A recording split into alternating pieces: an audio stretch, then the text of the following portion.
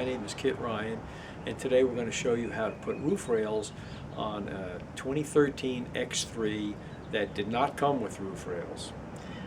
Before I get started, I would like to highly emphasize the need for safety when working around the interior. There are a lot of airbags inside, and even though you're going to have the power on some of the time in order to move the seats around, when you are actually pulling parts off of the interior, disconnect the battery, which of course is in the back of the car underneath the floorboards. Despite all the stuff that's on the web about how to take apart BMWs, there is virtually nothing on this model that is relevant to what I found. This model, which started in 2011, has all different clips and other kinds of plugs and everything that go in that make it much easier for BMW to assemble it and much harder to disassemble. Before you get started, I recommend that you buy one of these trim removal sets. I got this at Advance Auto. It was 15 bucks. It's all plastic and strong, though, stiff, real strong, and it's very helpful in removing some of the interior trim pieces. I also used a kind of a dental pick like this, which is also very strong and was very helpful in getting off the lock parts that inserted into the overhead door handles. Of course, the most difficult part of the job is removing the headliner in the car. And there are 4 pillars from the front to the back, A, B, C, and D. This is the D one. I started working here because I was baffled as to how to take this off, so I thought I'd work on that first. Turns out it was actually very easy. The one I actually could never get off was the A pillar cover, but it turns out that I could work around that. To remove the D pillar, first, take this inside panel that opens just by pulling on that little handle there off, and remove this black screw from right here. Then, take a pretty hefty screwdriver like this and pry up this cover on the seat belt mechanism. It's only held on with little prongs, but it takes a good pry to get it up. I've already loosened it, but it makes a good pop when it comes off. This exposes a screw back in here. This is a Torx screw, a number T25 Torx screw, which I've already removed. Take that screw out, and then the rest of this panel is held on also by prongs, plastic prongs. But you can reach up behind it and help pry it off like that. You can then remove the light from here by just pushing on this little mechanism on the side and unscrewing the light bulb, and the panel comes off. Now you've exposed the headliner up at the D pillar. Here's the C pillar, and with a little screwdriver you can pry this up, and it has kind of a detent, and then you just release it from there, and underneath there is a screw, and once you take the screw out, this thing just comes right off.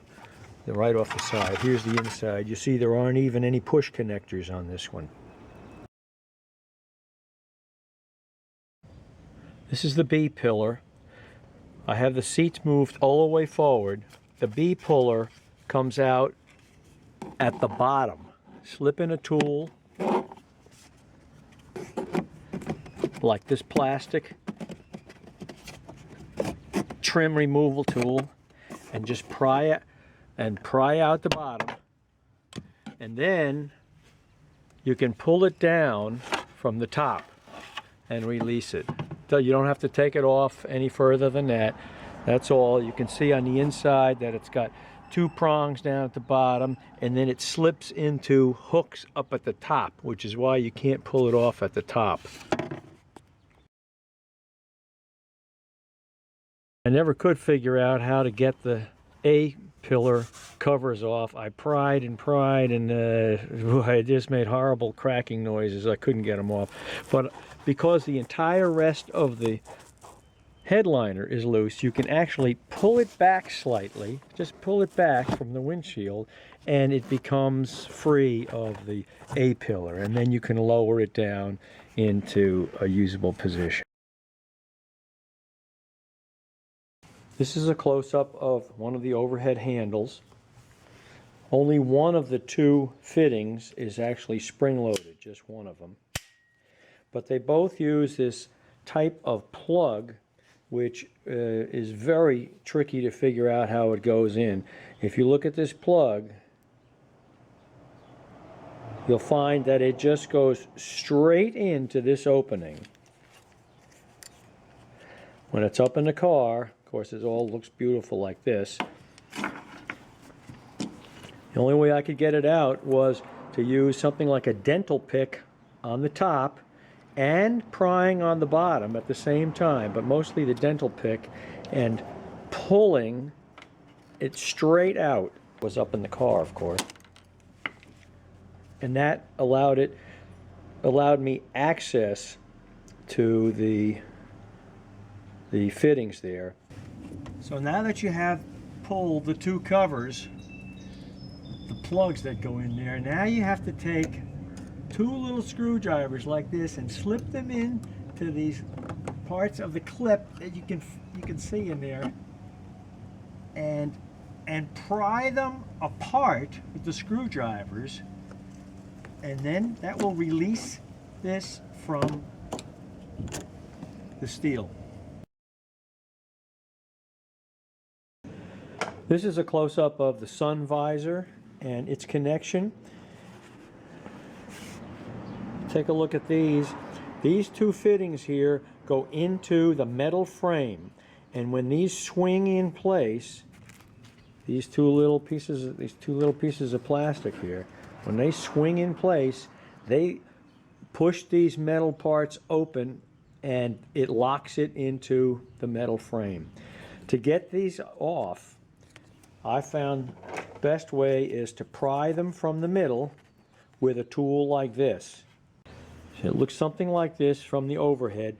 You can wiggle a tool underneath here, underneath this little flap, and pull it up, and that pulls this plug out of this metal fitting and allows the Sunvisor to be released from the metal frame in the car. This is the other part, the rest part of the Sunvisor, and this is very easy. Slip a little tiny screwdriver under this flap, pull the flap up, and there's just a regular torque screw under there. Once you take the torque screw out, and the thing comes right off. This is the center overhead control panel, removed. There's a number of releases on this thing. What you need to do is take off this black ring just by pulling that off, and underneath you will get access then through these L-shaped holes to two clips, which you can see here on this side, which you can then push in, and that'll release it from the connection points on the headliner itself.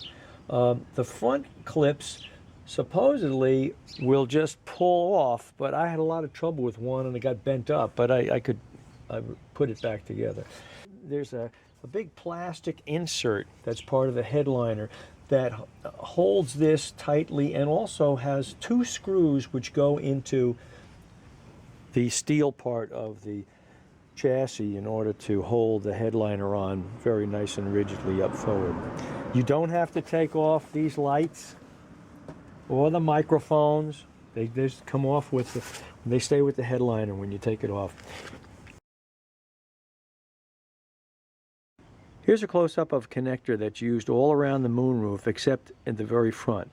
Across the front, this is looking down on it now, you'll see that there are a number of connection points, and these end up with 5 screws that go across. You get at those by, of course, opening the window, and the 5 screw points are along in there. So here we have the headliner around the sunroof. It's already been disconnected up at the front by taking out the 5 screws. To get the rest of it out, just simply grab it by your fingers and just pull down around the edge, and there it comes, it pops out. You got to get in between the fabric and the metal strip as part of that, but just pull down, just pull around the edge, and it will snap out. Here is a close-up of the fitting in the middle of the back of the car with the headliner down. It's just a straight push-on fitting. It helps though to sneak in here from the back with a screwdriver, a long screwdriver, and just pry it right here, and it just pops right off. This is as far as I actually had to get the headliner out. It's just dropped down. I didn't even have to detach all the wires from the central console, but I did have to detach 2 wires that are part of the headliner itself. These 2 connectors here, and they do need a little screwdriver kind of thing on one of them. The other one just squeezes, and you can get those 2 out.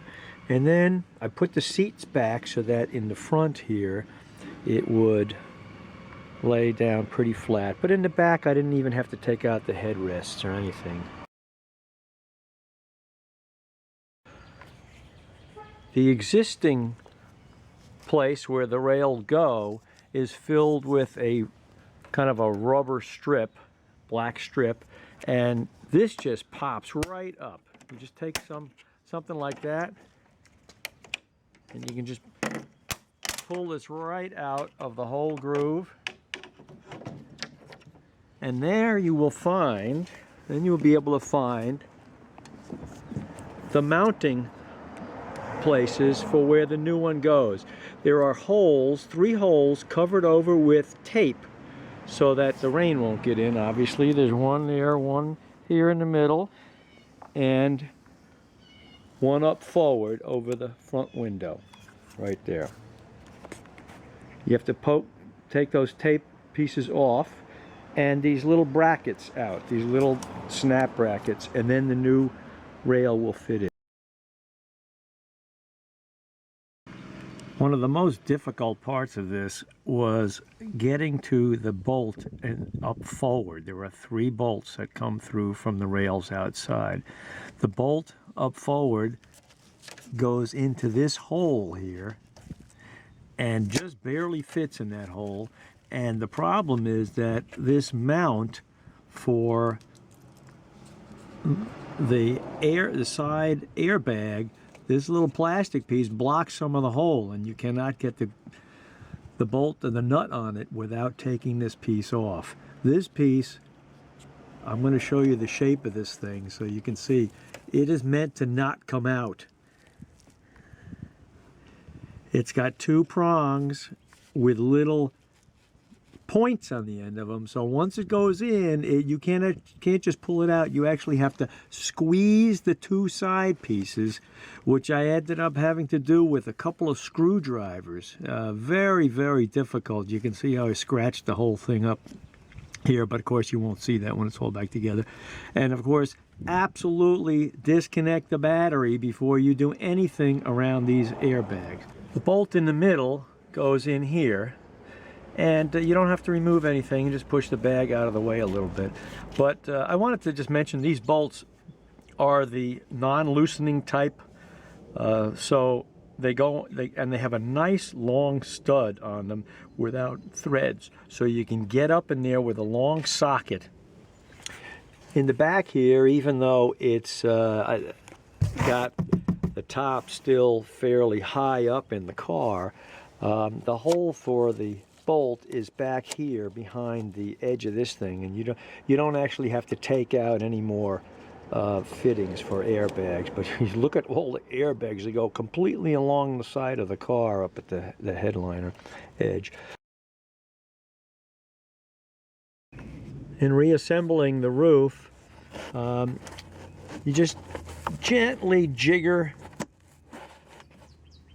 the, there we go, the headliner back into the A-pillar covers. I didn't really have any trouble doing that, and just kind of push it back from the back. There's one little thing to remember when you're putting the sun visors back, because they can go back either way with this fitting here in the roof. There's a little bossing here on one side of the plastic. That bossing needs to face in towards the center of the car. It's just a little raised section right there.